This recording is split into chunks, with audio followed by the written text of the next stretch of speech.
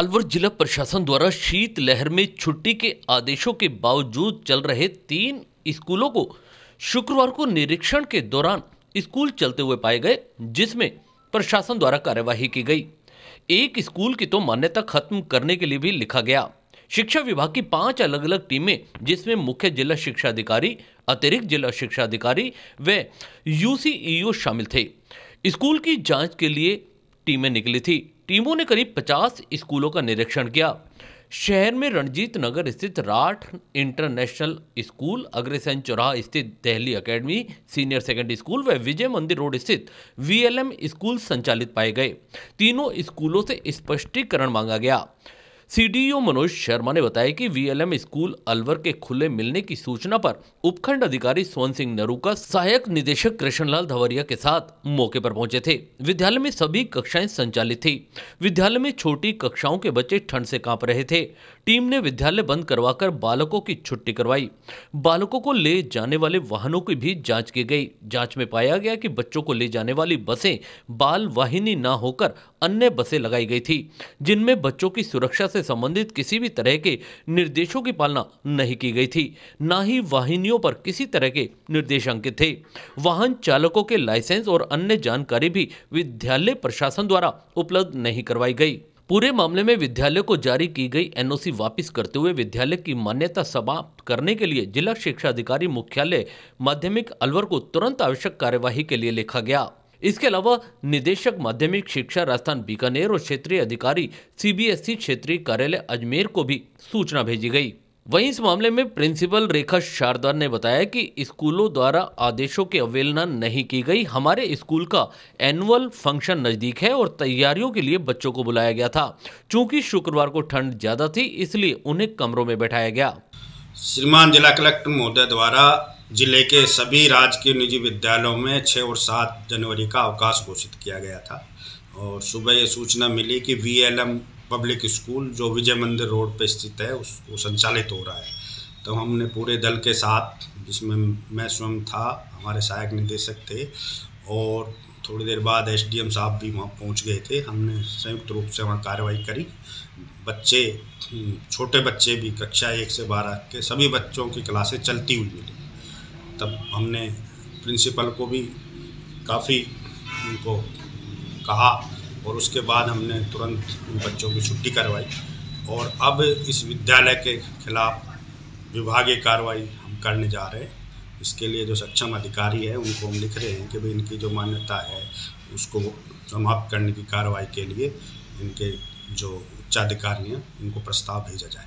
किस तरह के जिला कलेक्टर के निर्देश हैं? जिला कलेक्टर महोदय के स्पष्ट निर्देश हैं कि सभी कक्षाएं इन 2 दिनों में, चाहे वो छोटे बच्चे हों चाहे बड़े बच्चे हों, कक्षा 1 से 12 तक की सभी कक्षाएं सभी राजकीय और प्राइवेट स्कूलों के लिए बंद रहेंगी, शीतलहर की स्थिति को देखते हुए। जैसे ही आप पहुंचे तो वहाँ कैसी स्थिति आपको नजर आई? मतलब हम पहुंचे तो वहाँ क्लासें चल रही थी। बच्चे, छोटे छोटे बच्चे भी ठंड में बिल्कुल क्लासों में हमको बैठे हुए मिले थे। बच्चों से भी हमने बात करी तो उन्होंने बोला सर हमको सर्दी तो लग रही है और काफ़ी हमने बच्चों से बातें करी और उसके बाद यही स्थिति कि भाई अभी तो इनको बच्चों को तो सुरक्षित उनके घर पहुंचाया गया है। उसके बाद विद्यालय के खिलाफ जो भी कार्रवाई होगी वो हम कर रहे हैं। भूगोर में कटी घाटी के आसपास के क्षेत्र में लोगों द्वारा मंदिर माफी जमीनों पर किए गए अतिक्रमण व अवैध प्लॉटिंग को यूआईटी ने शुक्रवार को हटाया। यूआईटी सचिव जितेंद्र सिंह नरूका ने बताया कि चेयरमैन और कलेक्टर डॉक्टर जितेंद्र कुमार सोनी के निर्देश पर यूआईटी के अतिक्रमण निरोधक दस्ते ने पुलिस के सहयोग से करीब 15 बीघा जमीन पर अवैध प्लॉटिंग व अतिक्रमण को हटाया। कई लोगों ने प्लॉटों पर बाउंड्री करवा ली थी, जिन्हें जेसीबी से तोड़वाया गया। भूगोर में कुछ लोगों द्वारा अवैध प्लॉटिंग की शिकायत मिली थी। सुबह 10 बजे पहुंची टीम ने कार्यवाही शुरू की। यह कार्यवाही आगे भी नियमित रूप से जारी रहेगी। इस दौरान भूमि आवत्ति अधिकारी सोन सिंह नरूका, न्यास की अतिक्रमण निरोधक अधिकारी मनीषा मीणा, तहसीलदार दिनेश यादव, सदर थाना अधिकारी दिनेश कुमार, अधिशासी अभियंता कुमार, संभव अवस्थी से स्टाफ व जाब्ता मौजूद रहा। नगर विकास न्यास के द्वारा मंदिर माफी की जो भूमि है उस पर आ जाती लोगों ने जो है काफ़ी संख्या में बाउंड्री वाल निर्माण विगत वर्षों में किया गया हुआ है। नगर विकास न्यास के द्वारा नोटिस दिए गए हैं, तहसीलदार अलवर के द्वारा भी नोटिस दिए गए हैं, सभी को नोटिस दिए गए हैं और नोटिस देने के बाद में इनको पीछे में भी पहले भी कहा गया था कि आप इसमें जो है मंदिर वाकी की ज़मीन है, इसमें जो है आप जो है किसी प्रकार का बाउंड्री वाल निर्माण नहीं करें। नोटिस देने के बाद में इनको सबको जो है नियमानुसार जो है कार्रवाई की जा रही है। आज का भी जो मंदिर वाकी की ज़मीन, भूगोल में जो ज़मीन है, इनमें बाउंड्री वालों का जो है नियमानुसार तोड़ा जा रहा है। क्या नाम है सर आपका? कुमार सिंह दिशा से नगर विकास न्यास ERO साहब, तहसीलदार साहब सभी मौजूद हैं। सभी निर्देशन में पूर्ण कार्रवाई की जाएगी। ब्रजभूमि कल्याण परिषद की तरफ से 5 से 26 जनवरी तक एक मुहिम चलाई जा रही है, जिसके तहत अलवर शहर में शहीद स्मारक से सार्वजनिक स्थानों पर लगी महापुरुषों की प्रतिमाओं को साफ किया जा रहा है। वहां स्मारक स्थलों को झाड़ू लगाकर साफ किया जा रहा है। इसका उद्देश्य जिन महापुरुषों के बलिदान व त्याग से देश को आजादी मिली, नई दिशा मिली, सेना के जवानों ने देश की रक्षा में अपने प्राण न्यौछावर किए, उन्हें संभालना, उनका सम्मान करना, यह हमारा दायित्व है। साथ ही आज की पीढ़ी को भी इन महापुरुषों के बारे में जानकारी होनी चाहिए। इसी उद्देश्य से ब्रजभूमि कल्याण परिषद के राष्ट्रीय संयोजक डॉक्टर पंकज गुप्ता के नेतृत्व में लगातार यह अभियान चलाया जा रहा है। शुक्रवार को जेल चौराहे पर स्थित प्रतिमा व सर्किल पर श्रमदान करते हुए ब्रजभूमि कल्याण परिषद के राष्ट्रीय संयोजक डॉक्टर पंकज गुप्ता ने बताया कि 26 जनवरी को गणतंत्र दिवस पर देशवासी इस पर्व को बड़ी धूमधाम से मनाते हैं। इससे पहले ब्रजभूमि कल्याण परिषद से जुड़े कार्यकर्ताओं द्वारा 5 जनवरी से 26 जनवरी तक विशेष अभियान चलाकर शहर एवं विभिन्न स्थानों पर जितने भी महापुरुषों की मूर्तियां लगी हैं, सभी मूर्तियों की साफ सफाई एवं रख रखाव किया जा रहा है। गुप्ता ने बताया कि इससे महापुरुषों की सेवा और राष्ट्रभक्ति का संदेश युवा पीढ़ी और समाज में जाएगा, जिससे लोगों की भावना महापुरुषों के प्रति बढ़ेगी। इस संदर्भ में गुप्ता ने शहर वासियों से भी अपील की और साथ ही कहा कि राजनेताओं, छात्र संघ, स्कूल, कोचिंग संस्थान, कॉलेज संस्थान अपने किसी भी तरीके का कोई पोस्टर इन महापुरुषों की प्रतिमाओं के स्थलों पर ना चिपकाए। साथ ही शहर वासी भी इन प्रतिमाओं का सम्मान करें और इनकी देखरेख में अपना योगदान दें। ब्रजभूमि कल्याण परिषद के तत्वाधान में 5 जनवरी 2023 से लेकर के और 26 जनवरी 2023 गणतंत्र दिवस तक सेवा पखवाड़ा मनाया जा रहा है। इसके अंतर्गत जो तमाम चौराहों के ऊपर और अलग अलग जगह स्थानों पर जो हमारे महापुरुषों की प्रतिमाएं लगी हुई हैं और उनके स्थान हैं, उनकी साफ सफाई करके एक सेवा और राष्ट्रभक्ति का संदेश युवाओं को और समाज को देने की एक प्रयास है, जिससे जो है हमारी जितनी भी प्रतिमाएं लगी हुई हैं और इनकी साफ सफाई की जाए और जिससे एक संदेश कि इनका प्रतिमाओं को लगाने के साथ में हम सरकार से भी अपील करते हैं कि जो है प्रशासन से अपील है कि इनकी रख रखाव की और साफ सफाई की नियमित व्यवस्था की जाए। मैं डॉक्टर पंकज गुप्ता, राष्ट्रीय संयोजक ब्रजभूमि कल्याण परिषद। एयर इंडिया की न्यूयॉर्क दिल्ली फ्लाइट के बिजनेस क्लास में सफर कर रही 70 वर्षीय महिला के साथ हुए शर्मनाक घटनाक्रम की दिल्ली पुलिस की FIR सामने आई है। एयर इंडिया की ओर से की गई शिकायत के आधार पर पुलिस ने यह FIR बुधवार को दर्ज की। इसमें महिला ने लिखा है कि 26 नवंबर को लंच के बाद फ्लाइट की बत्तियां बुझा दी गई थी। तब 8A सीट पर बैठा पुरुष उनकी 9A सीट के पास आया और वह नशे में था। आते ही वह मुझ पर पेशाब करने लगा। मेरे कपड़े, जूते और बैग भीग गए थे। बैग में पासपोर्ट, टिकट और पैसे थे। मैंने सूचना दी तो फ्लाइट स्टाफ ने इन्हें छूने से मना कर दिया। जूतों और बैग पर डिसइंफेक्टेड छिड़का गया। उसके बाद वे मुझे बाथरूम ले गए और एयरलाइन का पाजामा और सॉक्स दिए। मैंने क्रूज मेंबर से दूसरी सीट देने के लिए कहा, लेकिन बताया गया कि कोई सीट खाली नहीं है। जब मैं 20 मिनट तक खड़ी रही तो वरिष्ठ स्टाफ ने छोटी क्रू सीट दिलाई। वहां मैं 2 घंटे बैठी रही। उसके बाद मुझे पुरानी सीट पर लौटने के लिए कहा गया। सीट तब भी गीली थी, वहां यूरिन की बदबू आ रही थी, इसलिए बैठने से मैंने मना कर दिया। इसके बाद बाकी की यात्रा के लिए एयर होस्टेस की सीट दी गई।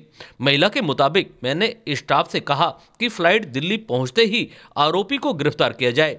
मैंने स्पष्ट कहा कि मैं न आरोपी से बात करना चाहती हूं, न उसका मुंह देखना चाहती हूं, लेकिन स्टाफ आरोपी से बात कराने पर अड़ा रहा। उन्होंने क्रूज सीट्स पर आरोपी से आमना सामना भी कराया। वह रोने लगा और माफी मांगने लगा, गिड़गिड़ाता रहा कि शिकायत दर्ज न कराएं। वह नहीं चाहता था कि वह बात उसकी पत्नी और बच्चों को पता चले। वहीं आरोपी की पहचान मुंबई के शंकर मिश्रा के रूप में हुई है। वह वेल्स फार्गो कंपनी का वाइस प्रेसिडेंट बताया जा रहा है। अमेरिका की मल्टीनेशनल फाइनेंशियल सर्विसेज कॉरपोरेशन ने शंकर को निकाल दिया है। पुलिस ने लुकआउट सर्कुलर जारी किया है।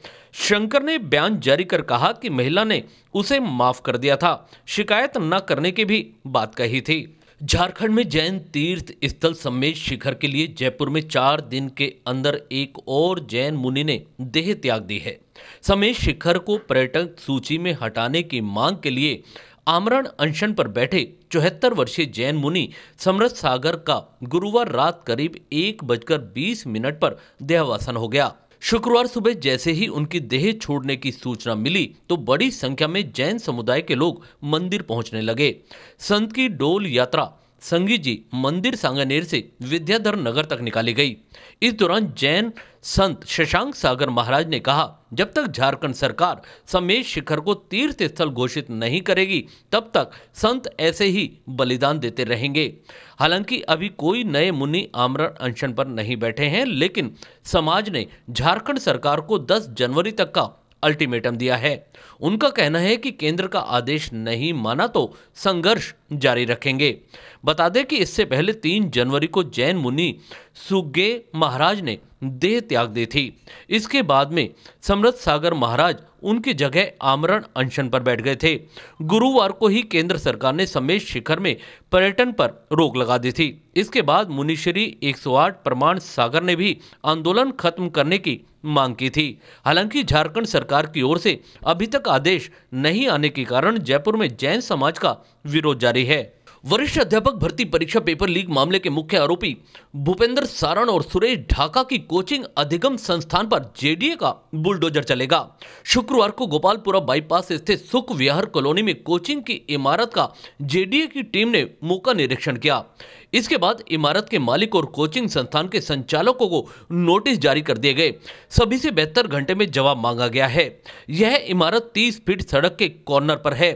इस ओर सड़क सीमा में बालकनी निकालकर निर्माण कर लिया गया है। इस तरह गोपालपुरा बाईपास मुख्य रोड की ओर 5 फीट बालकनी में भी ऊपर तक निर्माण कर लिया गया। निर्माणकर्ता ने इमारत के आगे सड़क सीमा क्षेत्र में भी अतिक्रमण किया है। शुक्रवार को पुलिस के पहुंचने से पहले ही कोचिंग स्टाफ शटर डालकर फरार हो गया। पुलिस ने शटर खुलवाया। पुलिस उपायुक्त योगेश गोयल ने कहा कि पेपर लीक मामले में फरार सुरेश ढाका के कोचिंग सेंटर में रुपए लेकर विभिन्न कोर्स करवाने की जानकारी मिली थी। इस संबंध में अगर पुलिस में कोई छात्र छात्रा शिकायत दर्ज करवाता है तो पुलिस की ओर से त्वरित कार्यवाही की जाएगी। साथ ही आवासीय कॉलोनी में व्यावसायिक गतिविधि, सेटबैक का उल्लंघन, सड़क सीमा में अतिक्रमण और सड़क सीमा में बालकनी निकालने पर धारा 32 के तहत इमारत के मालिक अनिल अग्रवाल और अधिगम कोचिंग संस्थान के संचालक भूपेंद्र सारण, सुरेश ढाका, धर्मेंद्र चौधरी और छाजूलाल जाट को नोटिस जारी किए गए हैं।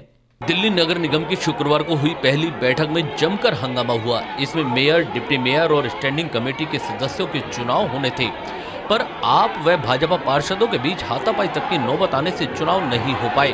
उप राज्यपाल विनय कुमार सक्सेना की तरफ से भाजपा पार्षद सत्येश शर्मा को मेयर पद के चुनाव के लिए पीठासीन अधिकारी नियुक्त किया गया था।